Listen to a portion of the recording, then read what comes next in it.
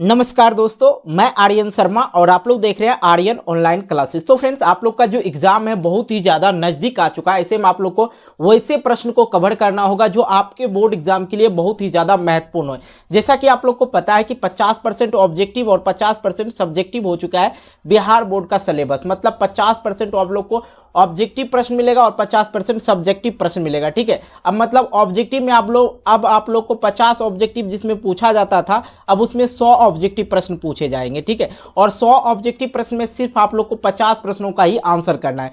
तो आइए आज की इस वीडियो में हम लोग हिंदी के वैसे प्रश्न को कवर करेंगे जो हर बार बोर्ड परीक्षा में पूछा जाता है। ठीक है, तो इसमें टोटल प्रश्नों की संख्या है 50 और आप लोग कितने प्रश्नों का आंसर पहले से जानते थे ये आप हमें कमेंट बॉक्स के माध्यम से कमेंट करके बताएंगे। ठीक है, जैसे कि कोई बच्चा 40 प्रश्न का अगर आंसर कर देता है, 50 प्रश्नों में से 40 प्रश्न का आंसर कर देता है, तो मानो उनकी तैयारी जो है आपसे बेहद अच्छी है। ठीक है, आज अपने आप को नाप सकते हैं कि आप लोग कितना पढ़ाई किए हैं, नहीं किए। ठीक है, तो आइए उसी प्रकार से सबसे पहला नंबर जो प्रश्न हमारे पास वो देख लिया जाए। पहला नंबर प्रश्न है कि भीमराव अंबेडकर के विख्यात भाषण एनिहिलेशन ऑफ कास्ट का हिंदी रूपांतरण किसने किया। ठीक है, भीमराव अंबेडकर का विख्यात भाषण एनिहिलेशन ऑफ कास्ट का हिंदी रूपांतरण किसने किया ये बताना है। ठीक है, इसका जो राइट आंसर हो जाएगा बी हो जाएगा ललई सिंह यादव। ठीक है, ललई सिंह यादव हो जाएगा। नेक्स्ट प्रश्न की ओर आते हैं। नेक्स्ट प्रश्न हमारे पास है दूसरा नंबर, नलिन बिलोचन शर्मा का जन्म कब हुआ था। नलिन बिलोचन शर्मा राइटर थे विश्व के दांत।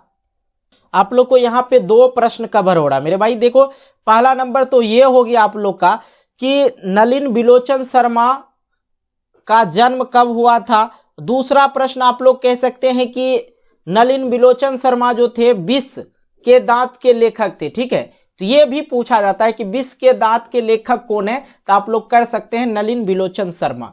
नेक्स्ट आ जाता है कि नलिन बिलोचन शर्मा का जन्म कब हुआ था। ठीक है, तो इसका राइट आंसर करना है 18 फरवरी 1916 ईस्वी में। 18 फरवरी 1916 ईस्वी में। तो इसका राइट आंसर ए हो जाएगा। अगर आप लोग इसका पीडीएफ चाहते हैं, अगर आप लोग इसका पीडीएफ देखना चाहते हैं तो इसी वीडियो के नीचे टेलीग्राम चैनल का आप लोग को डिस्क्रिप्शन बॉक्स में लिंक मिल जाएगा, वहां पे ज्वाइन कर लेंगे तो आप लोग को बहुत सारे पीडीएफ देखने को मिल जाएगा, कहीं कोई दिक्कत नहीं होगा। साथ ही अगर जो बच्चा चाहते हैं फ्यूचर में आप लोग को 12th का पढ़ना है या 11th का जो पढ़ना है अगर चाह रहे हैं, तो वो मेरा सेकेंड चैनल है इसी वीडियो के नीचे डिस्क्रिप्शन बॉक्स में, उस पर 12th का मैथ चल रहा है, फिर इसके बाद 11th का चलेगा। इसके बाद आप लोग भी 11th में जाइएगा। ठीक है, तो अगर चाहते हैं तो उसको भी जाके सब्सक्राइब कर लीजिएगा। ठीक है, मैथ मेकर नाम से चैनल आएगा, सब्सक्राइब कर लेना। चलिए नेक्स्ट प्रश्न देख लेते हैं। तीसरा नंबर, सेन साहब की कितनी लड़कियां थी। बहुत ही ज्यादा VVI प्रश्न है। सेन साहब की कितनी लड़कियां थी, इसकी राइट आंसर हो जाएगा डी, 5 लड़कियां थी। नेक्स्ट प्रश्न आते हैं, हम लोग देख लेते हैं। अग्रजा शब्द में प्रत्यय है, अग्रजा शब्द में प्रत्यय है, तो चौथे नंबर का जो राइट आंसर हो जाएगा डी हो जाएगा आ। अगला प्रश्न हमारे पास है, मदन किसका बेटा है। मदन जो थे किसका बेटा है ये बताना है। ठीक है, तो 5वें नंबर का राइट आंसर हो जाएगा डी, गिरधर लाल का। ठीक है, नेक्स्ट प्रश्न हमारे पास है, महारानी विक्टोरिया के द्वारा किसे नाइट की उपाधि प्रदान की गई थी। ठीक है, महारानी विक्टोरिया के द्वारा किसे नाइट की उपाधि प्रदान की गई थी ये बताना। तो छठे नंबर का राइट आंसर हो गया बी, मैक्स मुलर को। नेक्स्ट प्रश्न हमारे पास है 7वें नंबर, हिंदी कविता में प्रियवाद के प्रवर्तक कौन है। ठीक है, तो देखिए 7वें नंबर का राइट आंसर हो जाएगा बी, नलिन बिलोचन शर्मा। नेक्स्ट प्रश्न हमारे पास आता है 8वां नंबर, आत्मसात शब्द में प्रत्यय कौन है। ठीक है, आत्मसात शब्द में प्रत्यय कौन है ये बताना है। तो 8वें नंबर का राइट आंसर हो जाएगा ए, 7। नेक्स्ट प्रश्न आइए, नेक्स्ट प्रश्न है 9वें नंबर, विचार और वितरक किस लेखक की रचना है। ठीक है, विचार और वितरक किस लेखक की रचना है 9 नंबर, और 9 नंबर का राइट आंसर हो जाएगा ए, हजारी प्रसाद द्विवेदी। नेक्स्ट प्रश्न हमारे पास है 10वें नंबर, और 10वें नंबर है कि नाखून बार बार काटते रहना, नाखून बार बार काटते रहना और अलंकृत करते रहना निरूपित करता है। तो किस चीज को ये निरूपित करता है ये बताना। ठीक है, 10वें नंबर का राइट आंसर हो जाएगा ए, सौंदर्य बोध और सांस्कृतिक चेतना का, ठीक है। लेकिन आजकल का तो फैशन हो गया नाखून बड़ा बड़ा रखना, ठीक है। चलिए, घृणा शब्द का विलोम क्या होता है? घृणा शब्द का विलोम क्या होता है? तो इसका राइट आंसर हो जाएगा बी। घृणा मतलब बहुत ज्यादा, मतलब घृणा हो, नफरत हो रहा है, ठीक है, ठीक है, उस चीज से। तो घृणा वही हो गया, एक तरह से नफरत बोला जाए। तो इसका राइट आंसर क्या हो जाएगा? प्रेम, ठीक है। विलोम मतलब उल्टा। हवा शब्द का लिंग निर्णय करें। लिंग निर्णय पे एक पूरा का पूरा वीडियो बना दिया, अगर लिंग निर्णय का नहीं देखें देख लीजिएगा। बहुत धांसू ट्रिक से हम बताए, ठीक है। आप देखते ही पता कर सकते हैं स्त्रीलिंग है या पुल्लिंग है या उभयलिंग है, ठीक है। मैंने इस पे एक वीडियो पहले बना दिया हूँ। तो 12 नंबर का जो राइट आंसर हो जाएगा ए हो जाएगा स्त्रीलिंग। हवा क्या है? स्त्रीलिंग है, हवा बहती है। चलिए, अगला प्रश्न हमारे पास है 13 नंबर। कुल 4 आदमी है, रेखांकित शब्द कौन पदबंध है? ठीक है, कौन सा पदबंध है? 13 नंबर का जो राइट आंसर हो जाएगा बी हो जाएगा, विशेषण पदबंध। नेक्स्ट प्रश्न हमारे पास है 14 नंबर। उसने अपने मित्र का पुस्तकालय खरीदा। उसने अपने मित्र का पुस्तकालय खरीदा वाक्य है, ये कौन सा वाक्य है? ठीक है, तो ये जो है आप लोग का सरल वाक्य हो जाएगा। इसका राइट आंसर क्या हो जाएगा? बी हो जाएगा। नेक्स्ट आइए, नक्षत्र लोक किस लेखक की कृति है? नक्षत्र लोक किस लेखक की कृति है? तो 15 नंबर का राइट आंसर हो जाएगा बी, ठीक है, गुणाकर मूले का। अगला प्रश्न हमारे पास है 16 नंबर। जिसकी उपमा दी गई है, दी जाए, सॉरी, जिसकी उपमा दी जाए के लिए शब्द है, कौन सा शब्द है? तो इसका राइट आंसर हो जाएगा उपमेय। जिसकी उपमा दी जाए उसे उपमेय बोला जाता है। इसका राइट आंसर डी हो जाएगा। एक शब्द, अनेक शब्द के एक शब्द। मराठी भाषा की लिपि क्या है? यह भी बहुत ज्यादा VVI प्रश्न है, 2017 में यह प्रश्न पूछा जा चुका है, ठीक है। देखना मेरे भाई, मराठी भाषा की लिपि क्या है? तो इसका राइट आंसर हो जाएगा देवनागरी लिपि, ठीक है। हिंदी में जो लिखते हैं हम लोग देवनागरी ही लिखना पड़ता है ना। धारा नगरी के कौन परमार शासक विद्यानुरागी थे?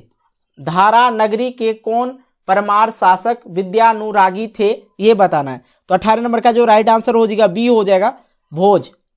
नेक्स्ट प्रश्न हमारे पास है 19 नंबर। महाविद्यालय नामक कहानी संग्रह किनकी रचना है? तो 19 नंबर का जो आप लोग का राइट आंसर हो जाएगा सी हो जाएगा, सी हो जाएगा, विनोद कुमार शुक्ला। नेक्स्ट प्रश्न हमारे पास है 20 नंबर। बहादुर की मां गुस्से से पागल क्यों हो गई थी? बहादुर की मां गुस्से से पागल क्यों हो गई थी? बहादुर ने भैंस को मारा था, ठीक है। इसका राइट आंसर ए हो जाएगा।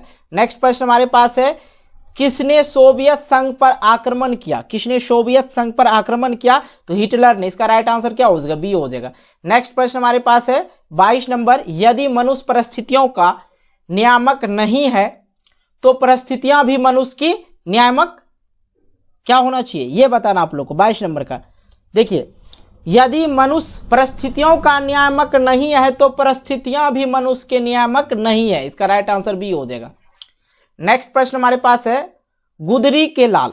गुदरी का लाल मुहावरे का अर्थ होता है, क्या होता है ये आप लोग को बताना है। तो इसका राइट आंसर हो जाएगा गरीब के घर गुणवान का उत्पन्न होना, ठीक है, गुदरी का लाल। अब देखिए अगला प्रश्न है 24 नंबर। गणेश शब्द का पर्यायवाची शब्द है। गणेश शब्द का पर्यायवाची शब्द क्या हो जाएगा? लंबोदर, जिसका पेट बड़ा हो। अब देखिए 25 नंबर। प्रतिदिन शब्द कौन समास है? प्रतिदिन शब्द कौन सा समास है? इसका राइट आंसर हो जाएगा अव्ययभाव समास।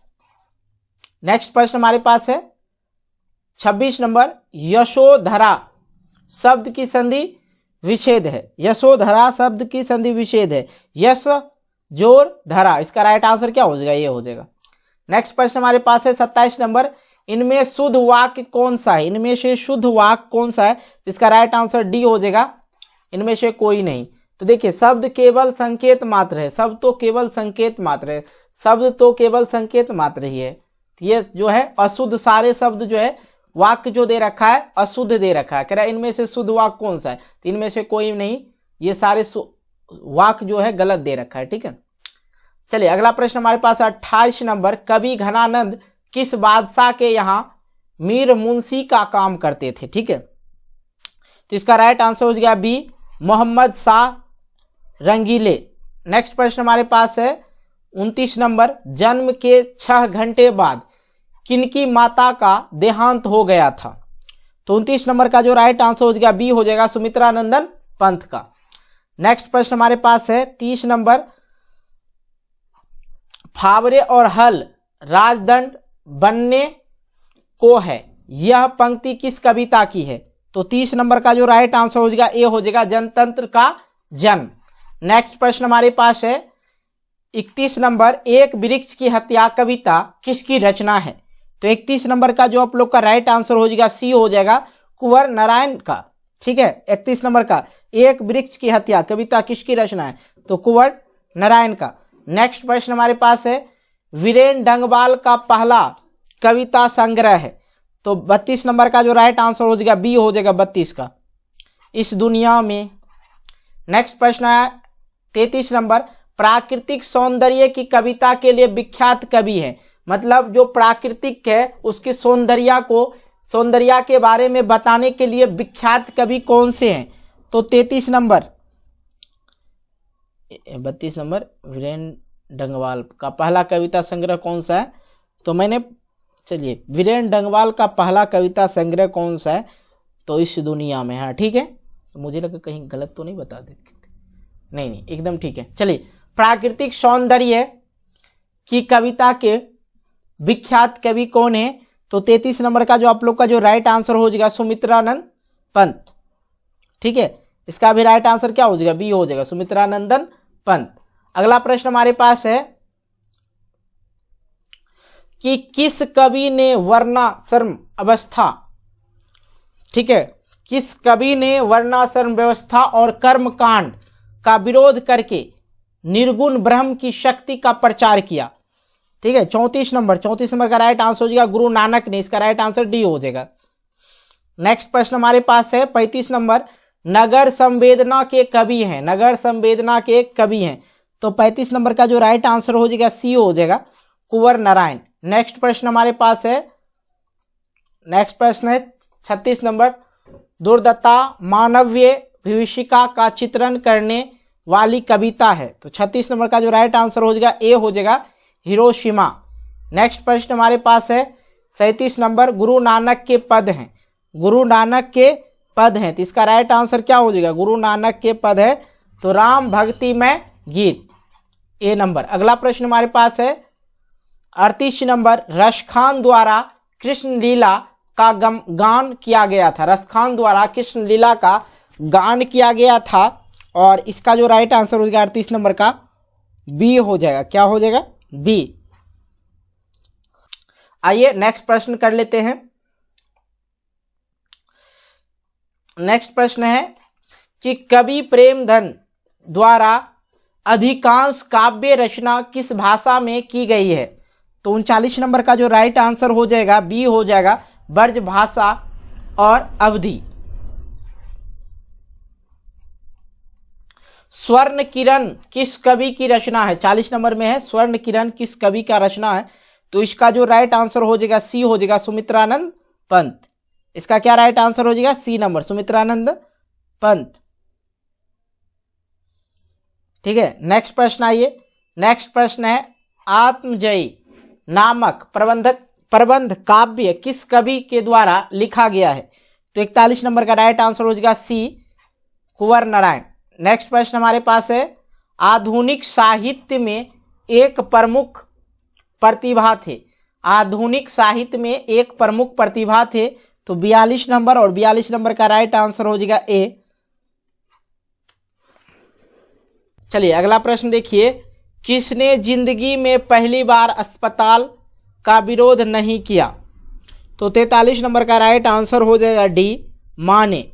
नेक्स्ट प्रश्न हमारे पास है 44 नंबर, मां रात में कितने बजे हॉस्पिटल से लौटकर आई?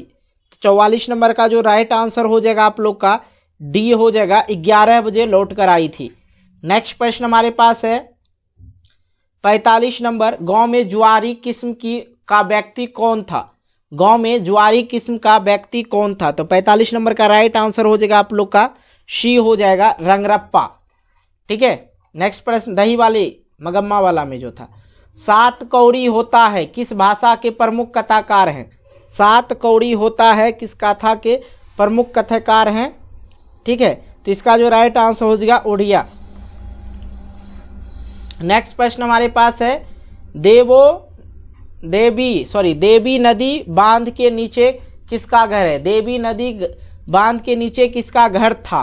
ठीक है, तो 47 नंबर का राइट आंसर हो जाएगा सी, लक्ष्मी का। नेक्स्ट प्रश्न हमारे पास है 48 नंबर, मंगू के अलावा माँ की कितनी संतानें थी? ठीक है, 48 नंबर का राइट आंसर हो जाएगा बी, 3 संतानें थी। नेक्स्ट प्रश्न हमारे पास है 49 नंबर, किसने सीता को रसमलाई भेजी थी? रसमलाई होना चाहिए ना भाई, रसमलाई भेजी थी। ठीक है, रसमलाई बोल दिए थे, रसमलाई। ठीक है, रसमलाई ठीक है, तो रसमलाई भेजी थी। 49 नंबर का जो राइट आंसर हो जाएगा डी हो जाएगा, भवड़ी ने। नेक्स्ट प्रश्न हमारे पास है 50 नंबर, सीता के बड़े लड़के का क्या नाम था? सीता के बड़े लड़के का क्या नाम था? कैलाश था। देखिए ऑप्शन में हुलास, विकास, सुभाष भी है। ठीक है, लेकिन नहीं, सीता के जो बड़े लड़का का नाम था क्या था? कैलाश था। तो आज की इस वीडियो में हमने टोटल 50 प्रश्न देख लिया। और अगर वीडियो अच्छी लगती है यार, वीडियो को लाइक करना, दोस्तों के साथ शेयर करना, और चैनल पर नए हो चैनल को सब्सक्राइब करके नोटिफिकेशन बेल को प्रेस करके ऑल कर लेना, क्योंकि इसी तरह की वीडियो आप लोग को नेक्स्ट टाइम भी मिलता रहे। इसलिए वीडियो को जैसे चैनल को सब्सक्राइब कीजिएगा, ऑल करके रख दीजिएगा। ठीक है, क्योंकि नेक्स्ट वीडियो आप लोग को फटाक से मिल जाएगा। तब तक के लिए बाय, जय हिंद, जय भारत, टेक केयर।